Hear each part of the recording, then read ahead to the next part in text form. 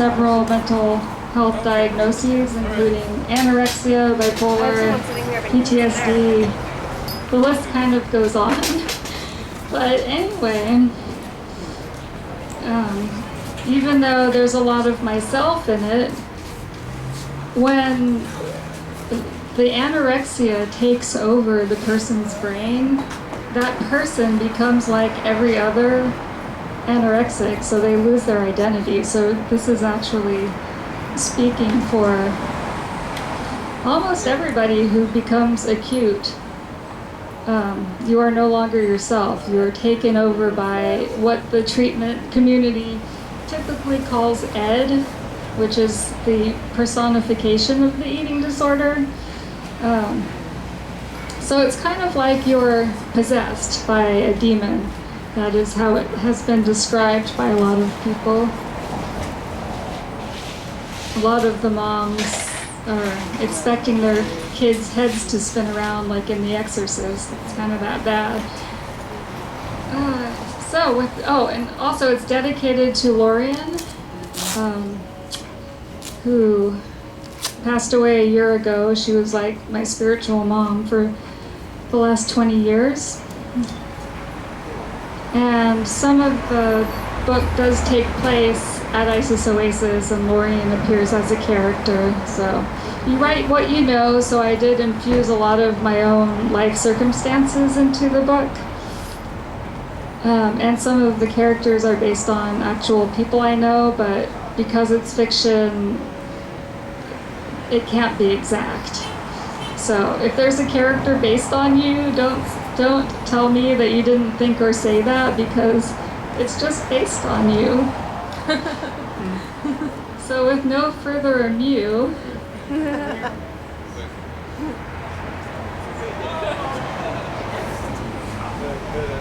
I enter a forest.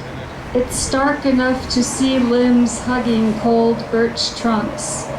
It knows that some of the sturdier trees are in peril too, and does not know what to do. Its population bears no one shape or color, cannot be sexed. I am a feature of this forest, withered, knobby. Some say I'm a dying reed, and others claim it's my kind that is going extinct. Not because the disease that gnaws our bark, sap, and soul is obsolescent. We are dwindling in numbers because it is killing us. It kills us. I am a complex willow of a woman. There are many things that I do and have, multiple interests, passions, loves, and little plagues. They are branches extending from the core that I view as I. When I try and try and try to fade out and become static, when even the skin of my face goes gray, writing my story feels somehow opulent. When I am utterly confounded that my heart is still beating, that my kidneys, liver, brain, and muscles still function in spite of my every attempt to minimize and shed them, saying, "Here I am," can seem like an obscene riddle. I have the wardrobe of an Aquarian alien goth, and I work it, even now in my mid-40s. I rock makeup, my hair is dyed in peacock colors, my skin floridly illustrated in ink. I sing in my own band and record vocals for others. I act, model, read my books out loud and sign them as if my very name is something special. I have danced in burlesque shows in varying phases of undress. And wait, there's more, much more. Appear, dress, pose, rest, get ready, redo. I built this life and choose it every moment, even when I forget I do so. I should not expect to disappear as if it makes sense. And yet I must be a paradox, a we, or at least a weak I, egosyntonic with my sickness. I want the attention, but only if it's the kind that suits my fancy. Can I have it both ways?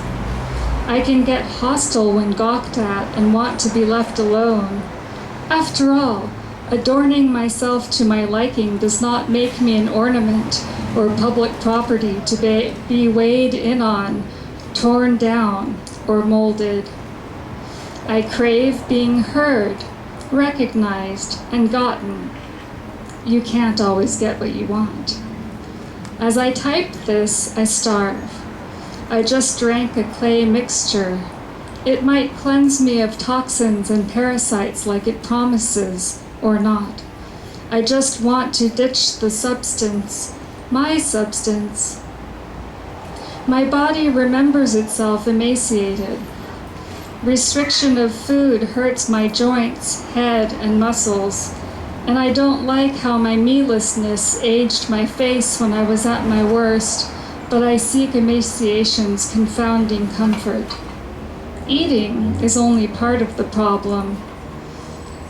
We anorectics don't just deprive ourselves of nutrients, we starve ourselves of relationships.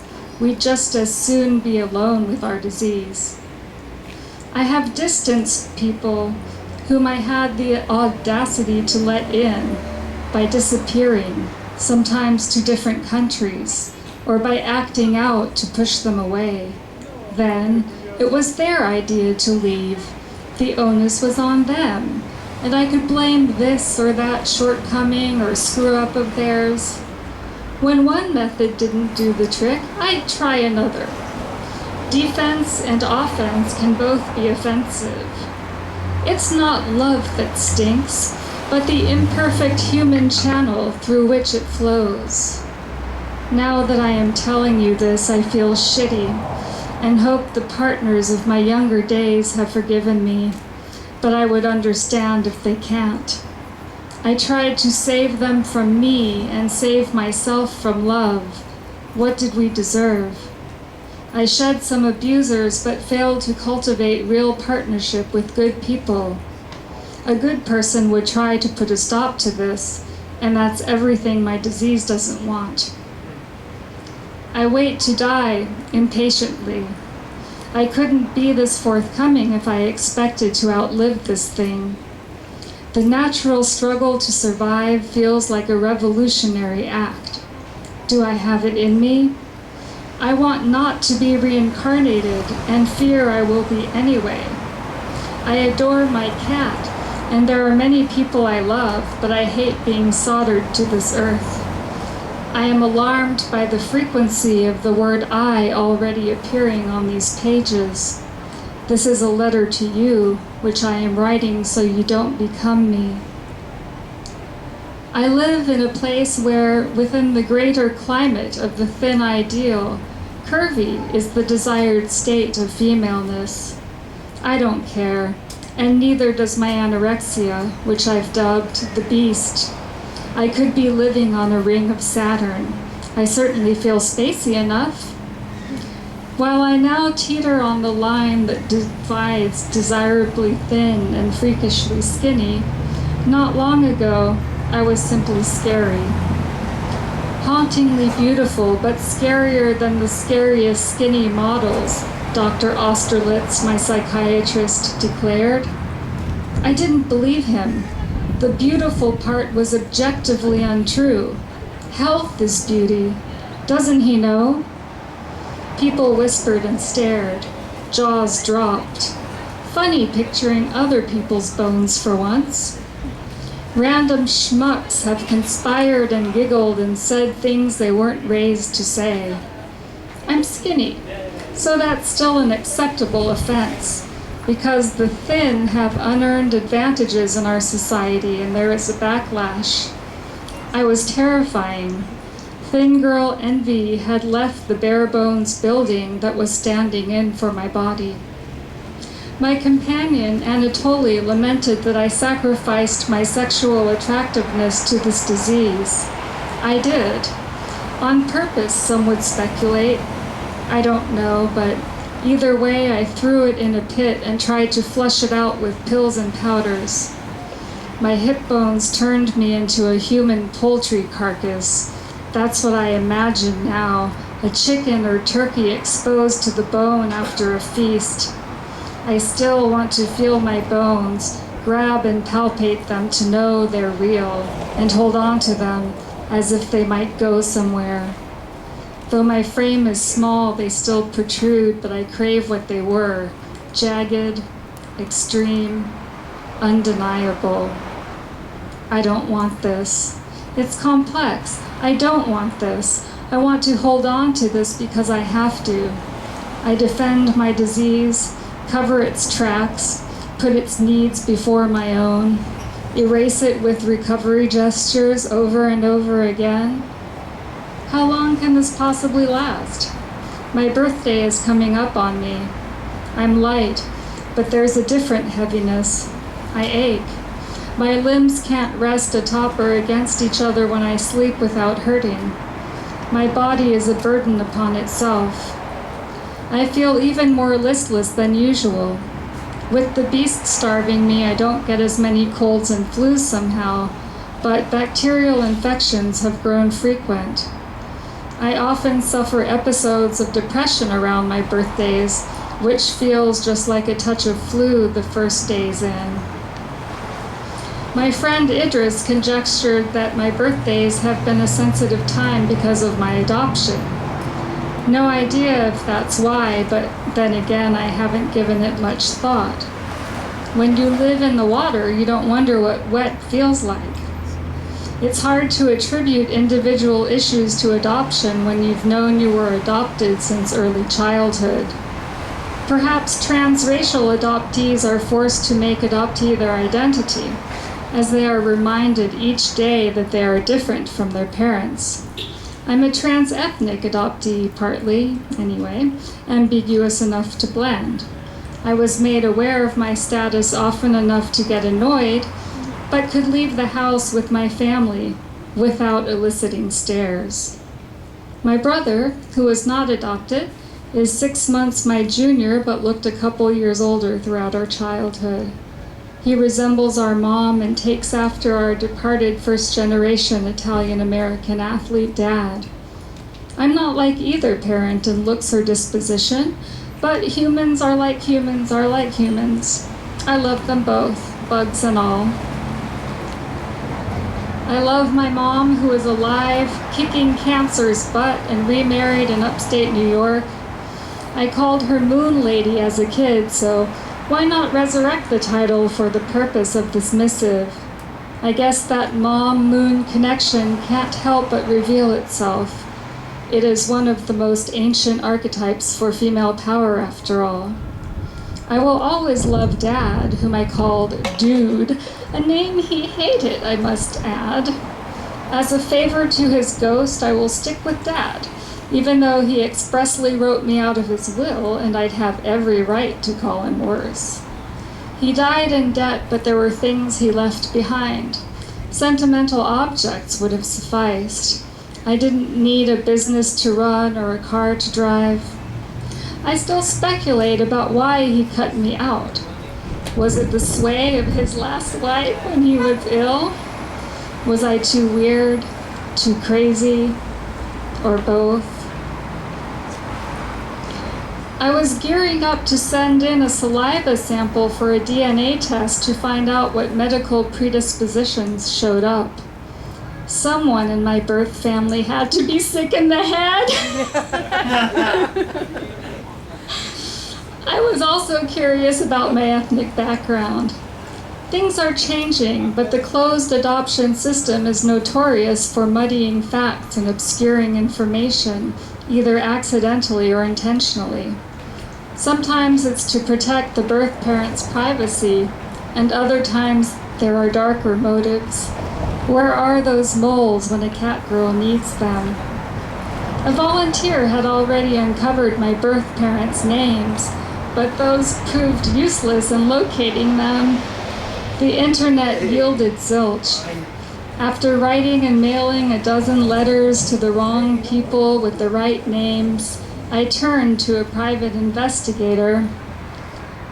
Nothing recent showed up in his search, and he concluded that they must not want to be found. Were they hiding from me after so many years? Would they put that much effort into the invisible me? I wrestle with insomnia. My anxiety keeps me awake. It's not about my birth parents. The ghost of them has been a trigger, but only a minor one. It's more the horrors of the world. I also have OCD. Obsessive-compulsive disorder is an anxiety condition characterized by intrusive thoughts that produce uneasiness, apprehension, fear, and worry. Follow the rules, do the rituals, or something much worse will spring out of the abyss and consume us. One anxiety form shifts into the other. I bargain with insomnia. Starvation doesn't help. It makes me electric, and I will usually nibble something rather than feel that way these days. These nights, rather. Maybe things have changed, and that hospital did me some good. I haven't misused activated charcoal these last months, but I did buy a bentonite cleanse. The charcoal capsules dehydrated me and woke me with a deep, dull headache. During the night, I'd awaken at intervals with my head nodding, a staccato that I intuited as electrolyte imbalance. Of course, the indication is 1 or 2 capsules, not 16 in one go. As my friend Audra pointed out, anything in excess violates number 10 of the 42 ideals of Ma'at. I consume only my fair share. Let this book be a cautionary tale. There's always some diet pill and usually a cocktail of them. They work negligibly and make me feel like I've done something about my worry. Mostly they give me energy. It's stunning how physically and mentally stuck one can get inside fatigue without adequate nutrition. I'm not sure how worth the money diet supplements are now that my disability benefits have been cut off, especially considering the discomfort some of them inflict, but my anxiety disorder needs them because the beast told me so. Ironically, the beast claims that the anxiety starvation causes is a sacrifice we have to make. I don't dignify the beast by capitalizing its name or assigning it a gender anymore. Small b, big biatch. Palpitations, jitters, anxiety, damned if I do. Eating, no pills as a chaser, anxiety, damned if I don't. The beast is a pud, and it should know that sleep aids in weight loss. Doi. Food is fuel. That's what I hear all the time, from everyone, everywhere. Maybe we're just vehicles like cars, planes, and ships. The body is a vessel for the soul. Isn't that what we always hear? Starvation thins the barrier between the solid and the ineffable. Body, mind, soul, spirit, goddess within, ghost encased in bones, the great expanse. Indeed, I feel closer to the all that is when I'm floating at half-mast from my flesh. You could spoil the romance for me and call this feeling a high. I'm sure it's not that different from a common stoner state. Knowing that I could expire as easily as a loaf of bread ignites a heightened sense of things.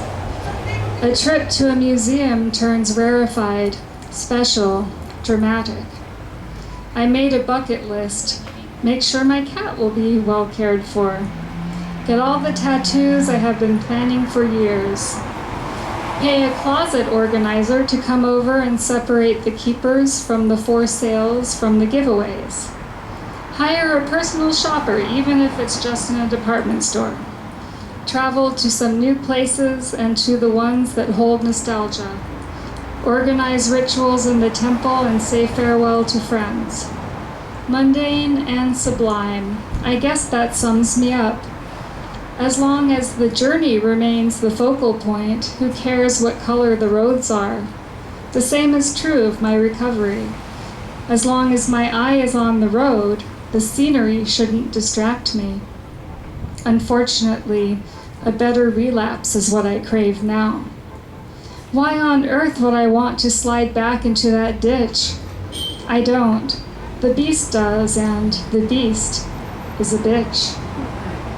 Last night I ate pizza and fries. Who would eat those together?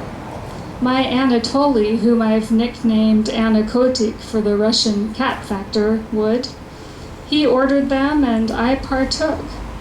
I've forgotten how to make a French fry last for hours worth of bites, and how to freak out because the orangey color in soups and sauces might be oil. This is progress, and I should be happy. Not just happy, but proud. Whatever. I'm pissed and disappointed if you want to know the truth.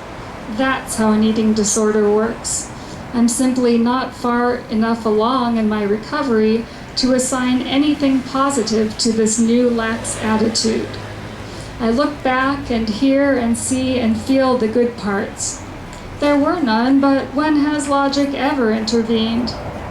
I brush over the bad because, well, that's how an eating disorder works. I was crazy. So crazy mad before treatment. My mood switched every few seconds. Fuck you, I'm sorry. Fuck you, I'm sorry.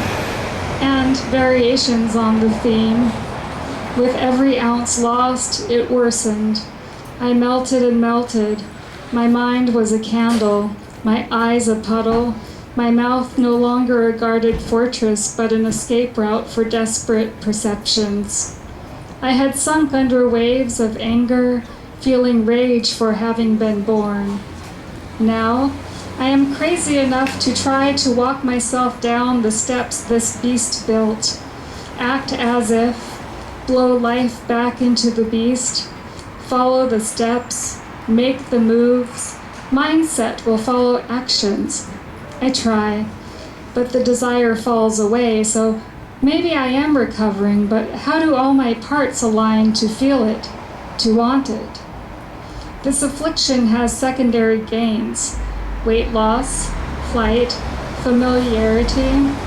I miss the good things. This is a sick union. Resetting the restriction rules and restarting rituals around food after a recovery stint is the honeymoon. I imagine that some drugs would set up susceptible users for the same dynamic. I've tried enough of them to have a faint idea of it, but never fell into addiction.